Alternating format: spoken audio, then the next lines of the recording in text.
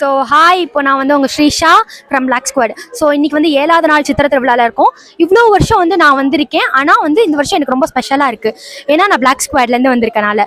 So இன்றைக்கி வந்து 7வது நாள் கொண்டாடிட்டு இருக்கறனால நம்ம வந்து மக்கள்கிட்ட போய் என்ன அப்படின்னு சொல்லி கேட்டுக்கலாம். ஸோ ஹாய், எவ்வளோ வருஷமாக அந்த வேஷம் போட்டுட்ருக்கீங்க நீங்கள்?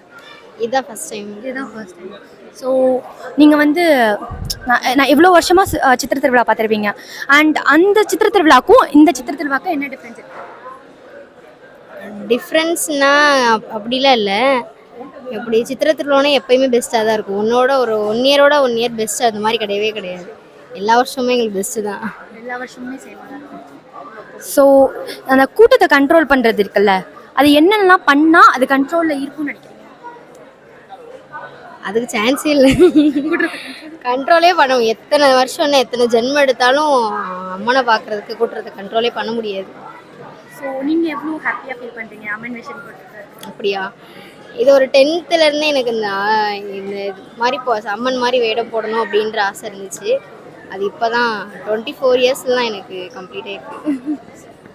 தேங்க்யூ. ஸோ எத்தனை வருஷமாக இங்கே இருக்கீங்க? இங்கே 40 வருஷமாக வியாபாரம் பார்க்குறேன் இந்த ஏரியாவில். 40 வருஷம் விற்றா ஒரு நாளைக்கு 200 300 கிடைக்கும். செம்பாட்டு கோவில் மதுரையிலே பொம்பளை எடுத்து உழப்பு ஜாஸ்தி. மதுரையை சுற்றின கழுதையும் எங்கேயும் போகாது, புரியுதா? போகன்றா போகவே மாட்டாது. மதுரையில் பொம்பளைகளுக்கு உழப்பு ஜாஸ்தி. இப்போ நான் இருக்கிற என் வயசுக்கு இந்த பழம் விற்கிறேன். அதே மாதிரி ஒரு கிளவி ஒரு பூ கட்டி விற்கிது. ஒரு 10 பேர் சேர்ந்து ஒரு காய்கறி கள்ளி விற்கிறாங்க, புரியுதா? நான் சொல்கிறது புரியுதா பாட்டி? ஏன்னா இப்படி மதுரையில் நிறையா தொழிலெல்லாம் இருக்குது. பொம்பளைகளுக்கு உழப்பு ஜாஸ்தி. நீ என்ன கேட்குற கேளு. ஸோ திருவிழா வந்து இவ்வளோ வருஷம் இருந்துச்சு. ஆமாம், இந்த வருஷம் வந்து எப்படி இருக்குது? திருவிழா வந்து எப்பயுமே ஒரே நிதானமாக இருக்கும். கூட்டம் குறையாது. சாமி 11 நாளைக்கு சாமி வரும், தேர் வரும், திருவிழா வரும், எல்லாமே வரும். குறையவே குறையாது. திருவிழா எப்பயுமே மதுரையில் திருவிழாவே. இந்த 12 நாள் திருவிழா அளவு வயலில் 10, அங்கிட்டு ஆற்ற பக்கம் 5 நாள் திருவிழா, இங்கே 12 நாள் திருவிழா நல்லா இருக்கும். இன்றைக்கி நைட்டு சுற்றி பாருங்கள், சாமி நல்லா இருக்கும்.